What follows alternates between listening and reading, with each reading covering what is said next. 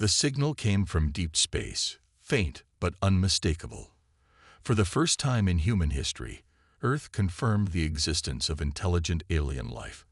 The Nelvari civilization broadcast patterns too perfect to be natural, too complex to be random. After decades of silence, the stars finally answered. Captain Alex Morgan stood on the bridge of the UES Horizon, watching as his crew prepared for humanity's first diplomatic mission beyond their solar system. The ship represented Earth's finest technology, sleek, powerful, and equipped with the newly developed Alcubierre drive that allowed faster-than-light travel. Still, compared to what they knew of Nelvari capabilities, the Horizon was like a wooden canoe beside a nuclear submarine. "Final checks complete, Captain," said Lieutenant Olivia Wright, her fingers dancing across the navigation console. "Jump calculations verified and locked." Alex nodded, trying to hide his nervousness. "Thank you, Lieutenant. Let's make history." The diplomatic team assembled in the conference room included the brightest minds Earth had to offer. Dr. Peter Caldwell, Earth's foremost xenolinguist; Ambassador Susan Rivera, with decades of international negotiation experience; and Major Frank Daniels, military advisor, a precaution the United Nations insisted upon despite objections from the scientific community. "Remember," Alex told them during the final briefing, "we represent not just nations but our entire species. First impressions matter." The journey to the designated meeting point took 3 weeks. When they arrived, the Nelvari vessel waited, an enormous structure that resembled a crystalline snowflake, shimmering with iridescent energy patterns. "My God," whispered Susan, "it's beautiful." The Nelvari welcomed them aboard their ship with what seemed like genuine warmth. Tall, slender beings with luminescent skin and eyes that reflected starlight, they communicated through a combination of sounds and color patterns that Dr. Caldwell's translation algorithms struggled to interpret. For 2 days, exchanges went smoothly. The Nelvari shared knowledge of nearby star systems and expressed interest in human art and music. They spoke of a galactic coalition of species working together for mutual benefit. When Alex asked about joining this coalition, the Nelvari representatives grew still. "Your species shows great potential," the lead Nelvari said through the translator, "but you must abandon certain research directions. Your work in quantum computing and neural interfacing follows a dangerous path." Ambassador Rivera frowned. "With respect, those technologies are fundamental to our future development. We're willing to discuss regulations, but—" "Non-negotiable," interrupted the Nelvari. "Your compliance ensures stability. Your resistance threatens all." The atmosphere changed instantly. Major Daniels stepped forward. "Are you threatening us?" The Nelvari's skin flickered with dark patterns. "We offer guidance. Resistance has consequences." Alex attempted to salvage the situation. "Perhaps we misunderstand each other. Let's take time to—" Without warning, energy fields activated throughout the room. 3 of the diplomatic team collapsed immediately. Dr. Caldwell screamed as strange light enveloped him. "Run!" Major Daniels shouted, drawing his sidearm. He fired at the nearest control panel before falling to his knees, blood streaming from his eyes. Alex grabbed Lieutenant Wright's arm and pulled her toward the docking bay. Behind them, Ambassador Rivera tried to reason with the Nelvari even as she struggled to breathe. "This isn't diplomacy," she gasped. "This is execution." Alarms blared as Alex and Olivia fought their way back to the Horizon. Only 5 of the original 14-member team made it aboard. As they disengaged from the Nelvari vessel, massive energy weapons powered up. "Evasive maneuvers," Alex ordered. "Emergency jump." Lieutenant Wright's hands shook as she programmed the desperate escape. "The drive isn't fully cycled." "We're dead if we stay," Alex said grimly. The Horizon tore through space as energy beams sliced where they had been moments before. When the jump drive engaged, the ship shuddered violently. 2 more crew members died when a conduit exploded. Barely functional, the ship limped back toward Earth with its terrible message. Humanity's first contact had become humanity's first interstellar conflict, and the enemy was far more powerful than they could have imagined. Word of the Nelvari attack spread quickly across Earth. Panic followed. Governments argued over how to respond while military leaders scrambled to prepare defenses against a threat they barely understood.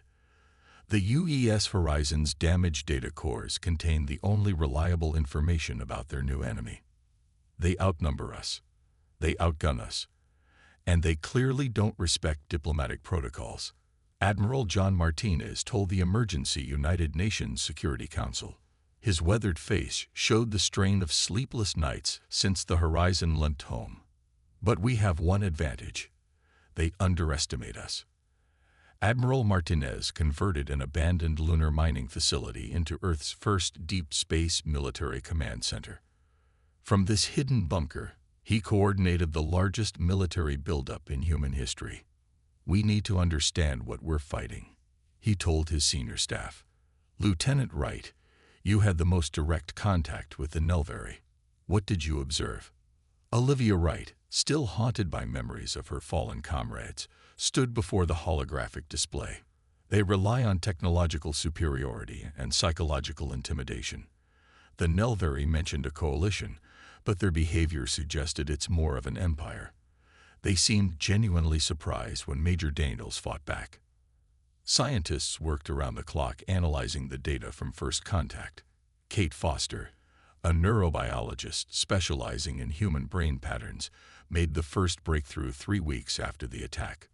The Nelvari technology reacted adversely to specific human neural signatures, she explained, pointing to brain scan comparisons. Our neural architecture is fundamentally different from theirs. They can predict each other's thoughts and behavior patterns with near-perfect accuracy, but human thought patterns appear chaotic to their systems. You're saying they can't predict us? Martins asked. Exactly, and I think we can use that to develop shields against their weapons. Progress came quickly after that. Defense satellites equipped with Kate's neural pattern emitters surrounded Earth. Ships were retrofitted with the new technology, but everyone knew it wouldn't be enough against the full might of the Nelvari fleet. Then came unexpected hope from the stars. A small alien vessel appeared at the edge of the solar system, broadcasting on frequencies only the Horizon had used. Inside was a single representative of a species called the Voidborn, small, gray beings with large, sensitive eyes adapted for the darkness of space. We monitor Nelvari communications, the Voidborn representative named Key told Admiral Martinez through a hastily constructed translator. Your resistance interests us.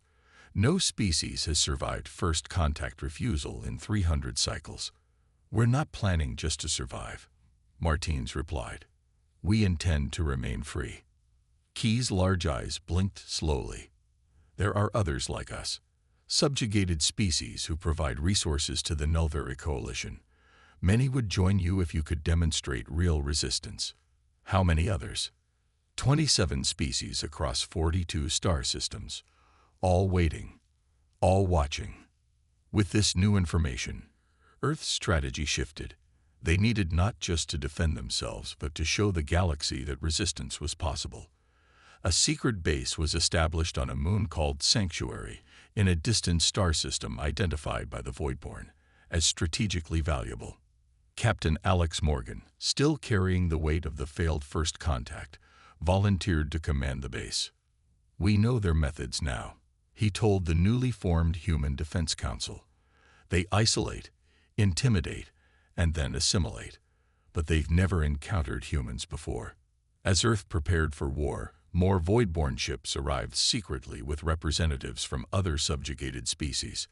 They brought technical knowledge, star charts, and intelligence about Nelvari fleet movements.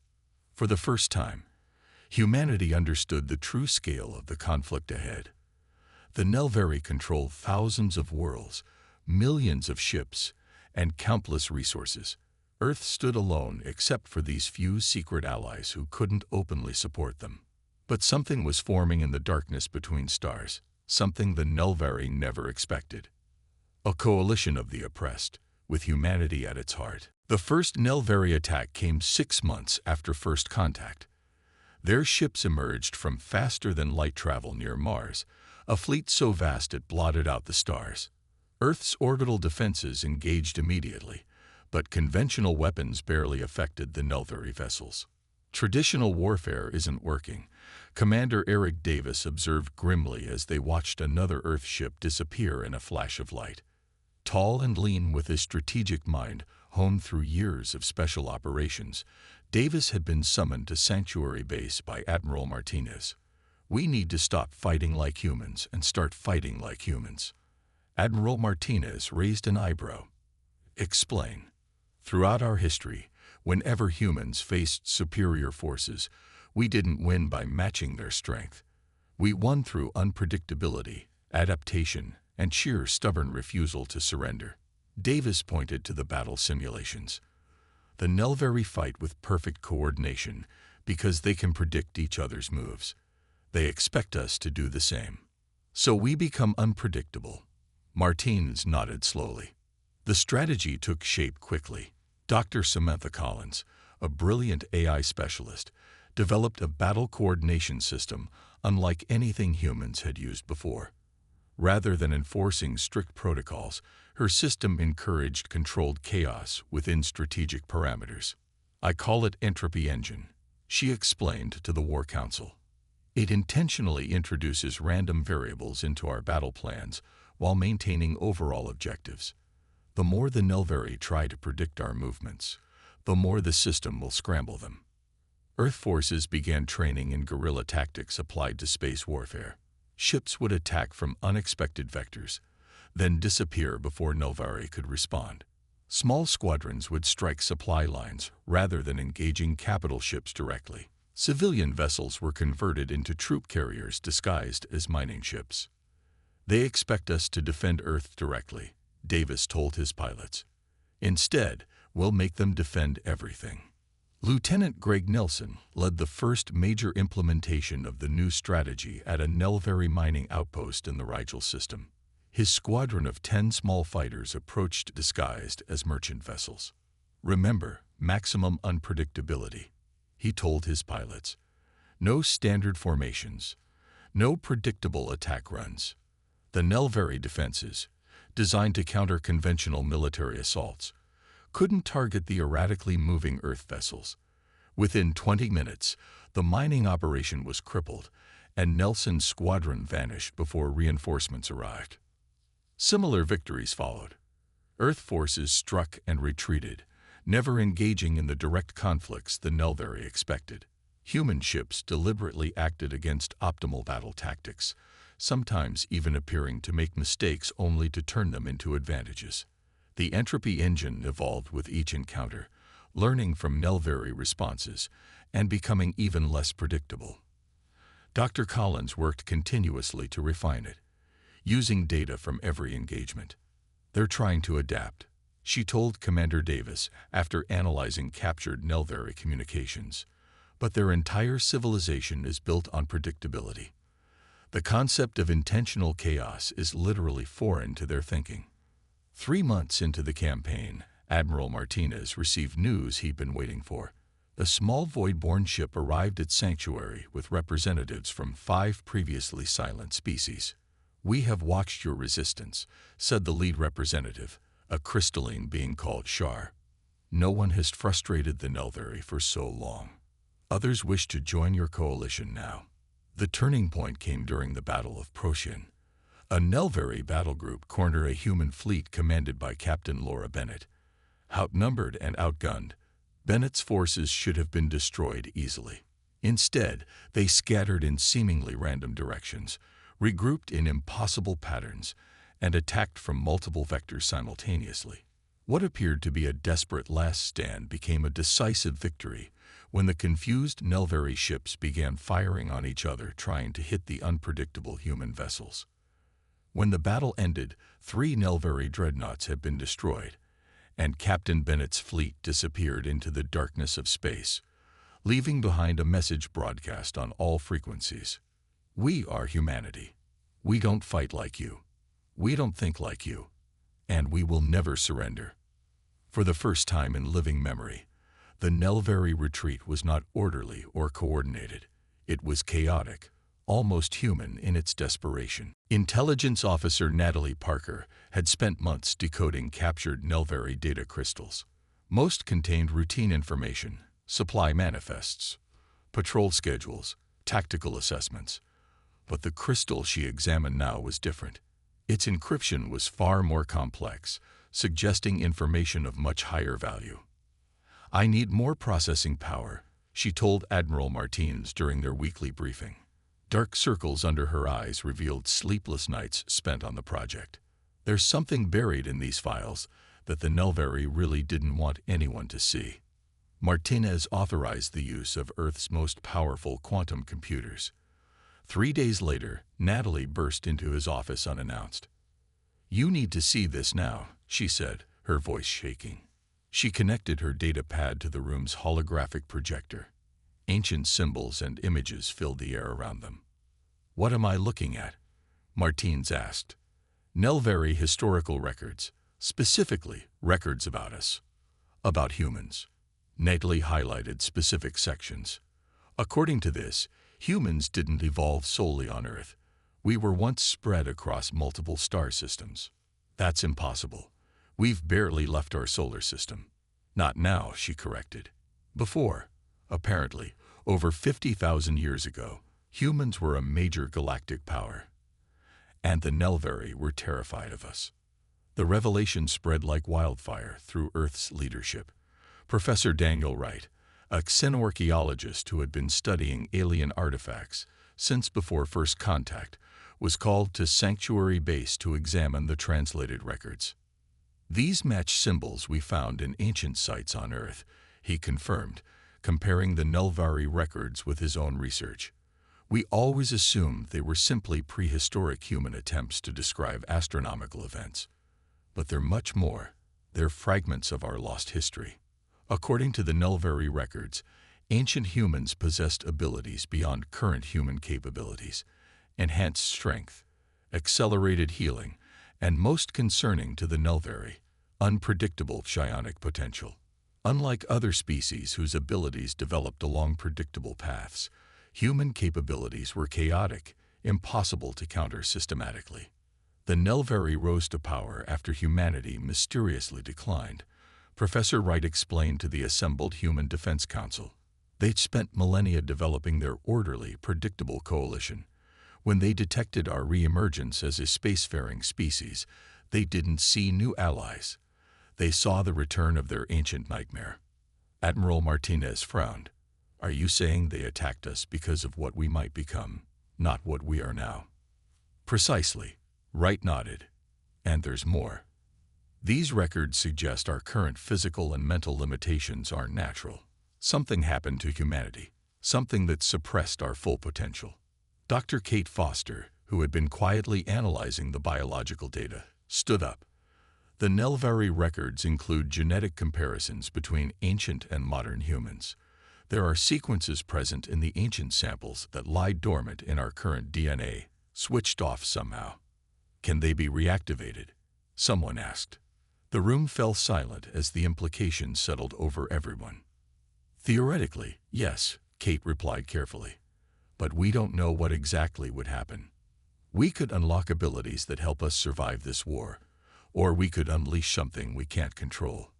The debate lasted for days. Some argued that humanity had no choice, facing extinction by the Nelvari. Any advantage must be pursued. Others warned that tampering with human genetics based on alien records was too dangerous. Captain Alex Morgan, who had witnessed Nelvari brutality firsthand, finally spoke up. "We didn't start this war. We didn't choose this path. But if our ancestors once stood against the darkness between stars, perhaps that legacy still lives within us. I volunteered to be the first test subject." The decision wasn't made lightly. Earth's remaining ethical councils debated the moral implications, while scientists carefully translated the ancient activation sequences.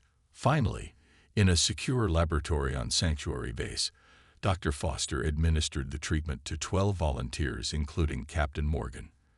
For 72 hours, nothing happened.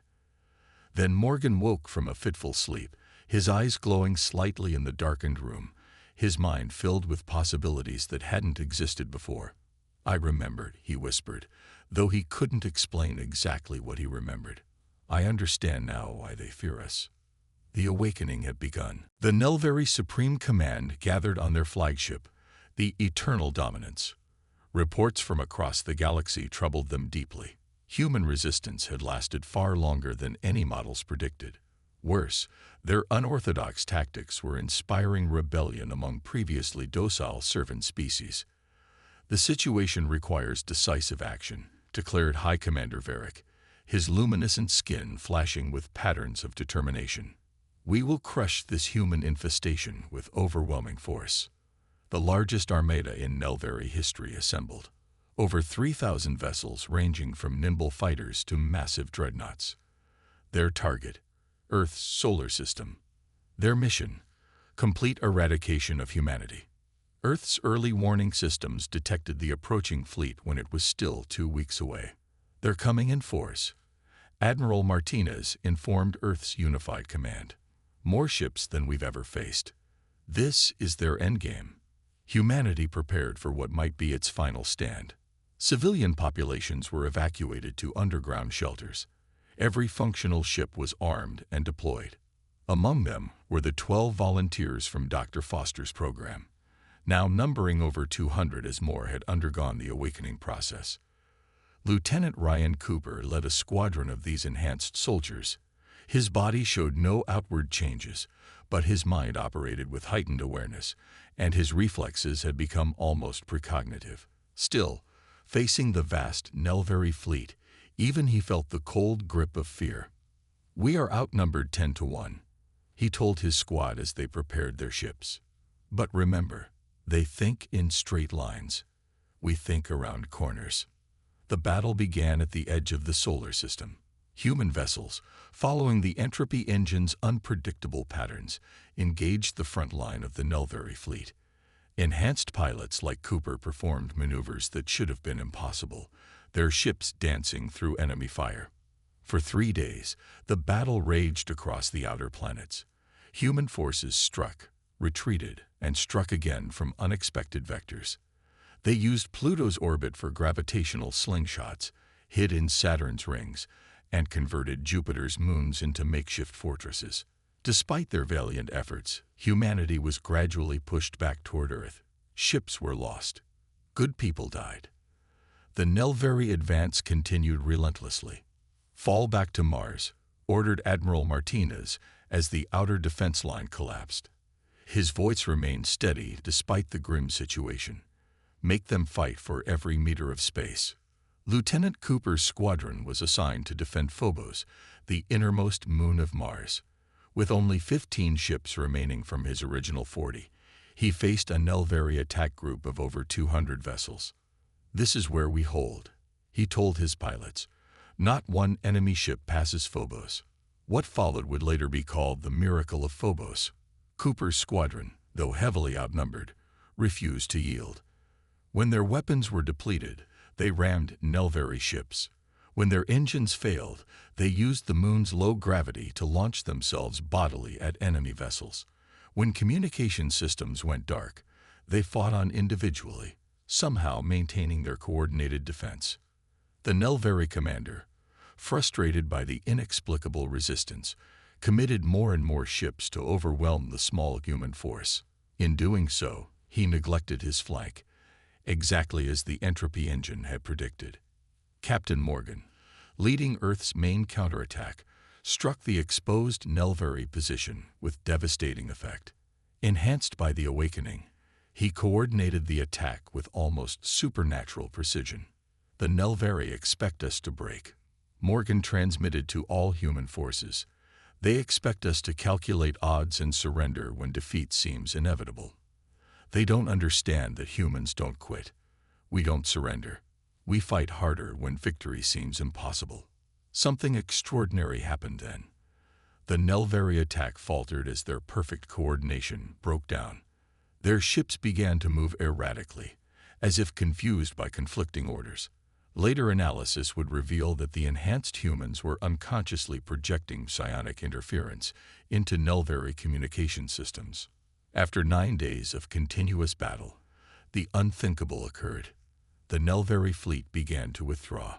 Lieutenant Cooper, bloodied and exhausted, watched from the battered bridge of his last functioning ship as enemy vessels retreated into faster-than-light jumps. "They're leaving," his weapons officer asked in disbelief. "They're not leaving," Cooper replied, a tired smile forming on his face. "They're running." For the first time in their history, the Nelvari had been defeated in a major engagement. Humanity had held its ground, demonstrating a resilience that shocked the galaxy. And the war entered a new phase. Word of the Nelvari defeat spread quickly across the galaxy. Species that had lived under Nelvari control for generations whispered about the impossible, a force that had made the mighty Nelvari retreat. Rebellion stirred on 100 worlds. Admiral Martinez gathered Earth's leadership aboard the flagship HFY Defiance. The ship, nearly twice the size of the ill-fated Horizon, represented humanity's rapid technological advancement during the war. "We've won a battle, not the war," Martinez cautioned as they reviewed the aftermath of the Phobos engagement. "The Nelvari will regroup and return even stronger. We need to press our advantage now." Intelligence Officer Natalie Parker presented her analysis. The Nelvari Coalition isn't just a military alliance. It's a political entity with representatives from all member species. They hold regular assembly meetings at a space station called Harmony Point. "A perfect target," suggested one of the military advisors. Martinez shook his head.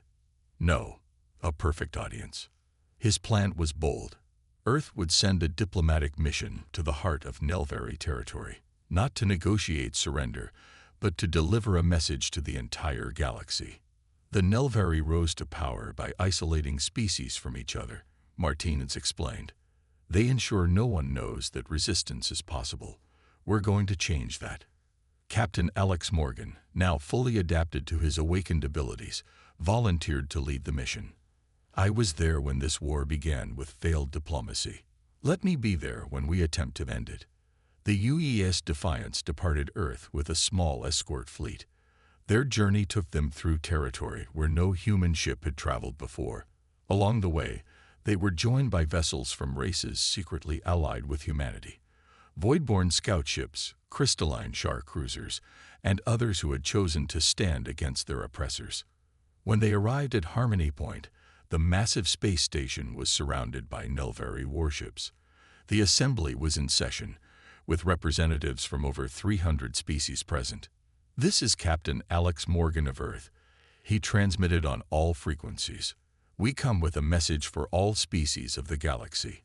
We request permission to address the assembly." The Nelvari response was immediate and hostile.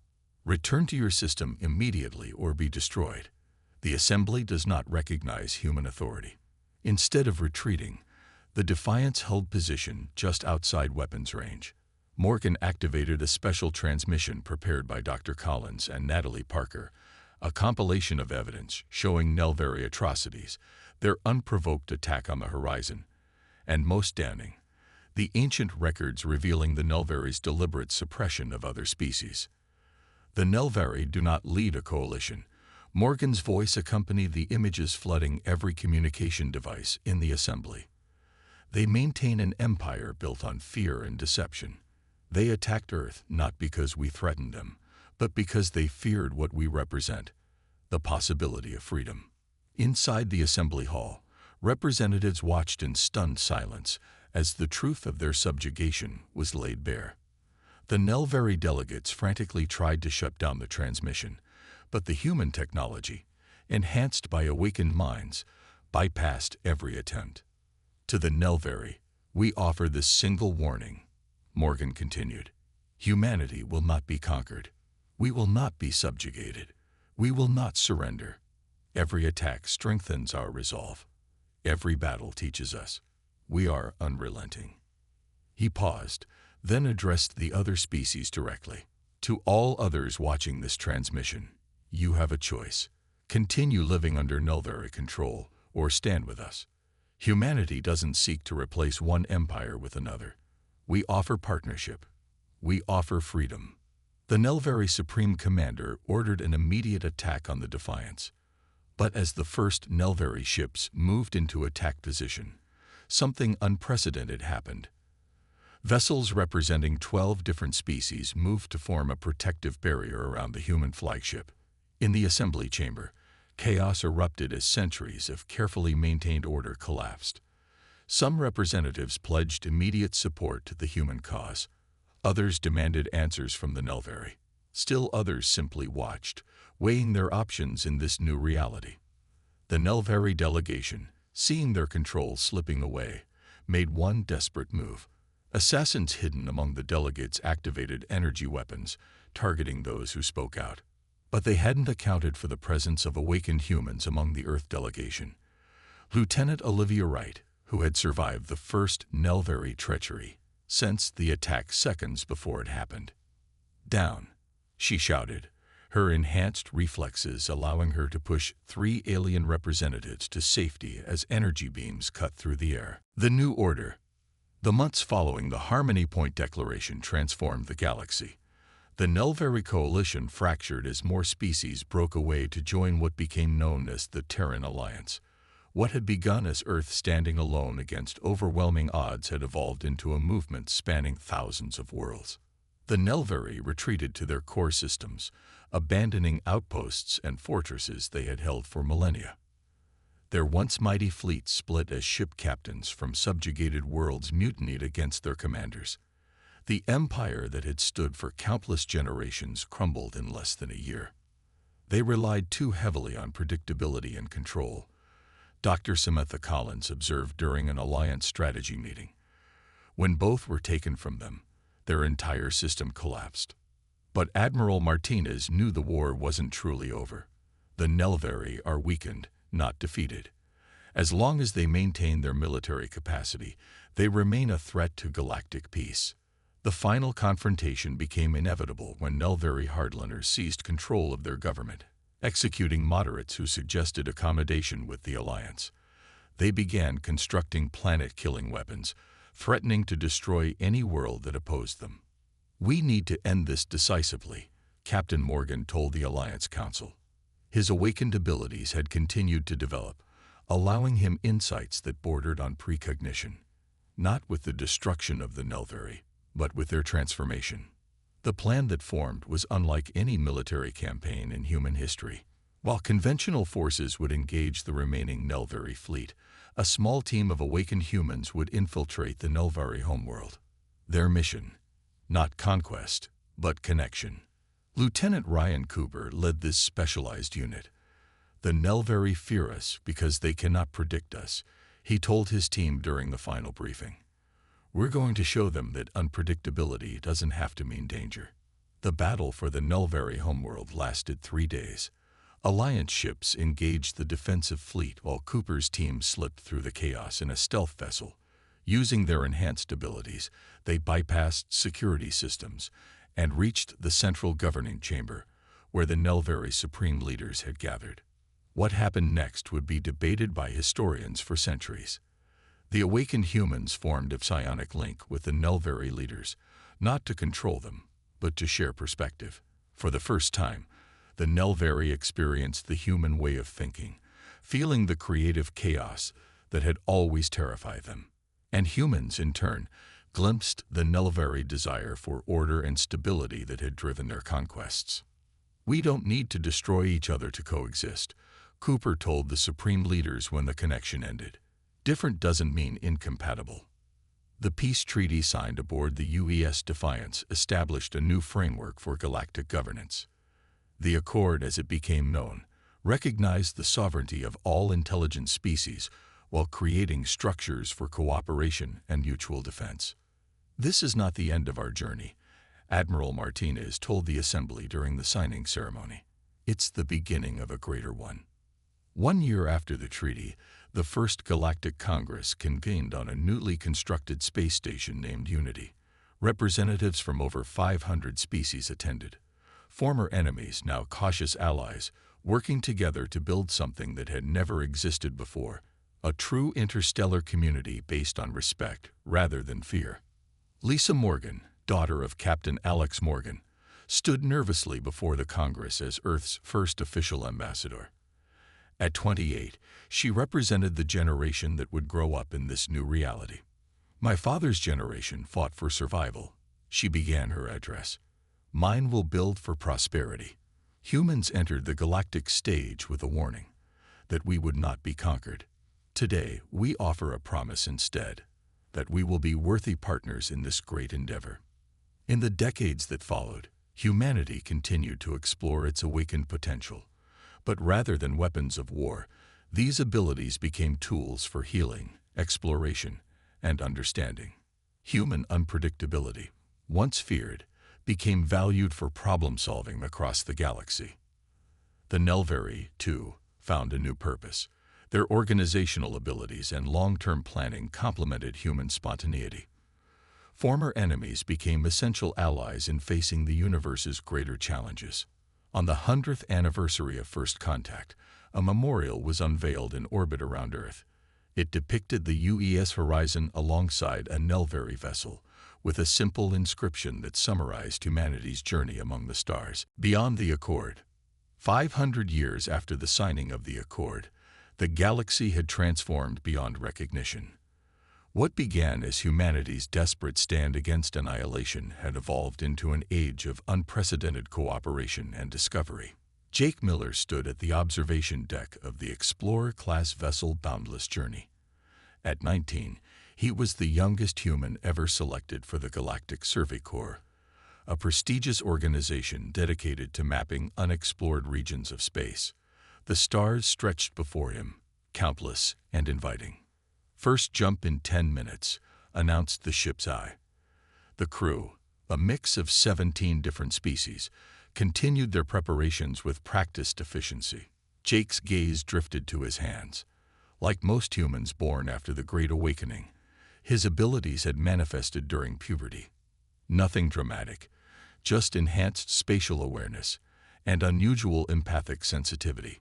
Each human now developed unique aspects of their species' unlocked potential, creating a diversity of abilities that defied categorization. "Nervous about your first deep space survey?" asked Kira, the ship's Nelvari science officer. Her luminescent patterns showed friendly curiosity, an emotion that would have been considered dangerous weakness by her ancestors. "A little," Jake admitted. "My family has always stayed close to Alliance space." Kira's skin flickered with amusement. "Ironic that you would be the cautious one. For centuries, it was humans who pushed boundaries while my people counseled restraint."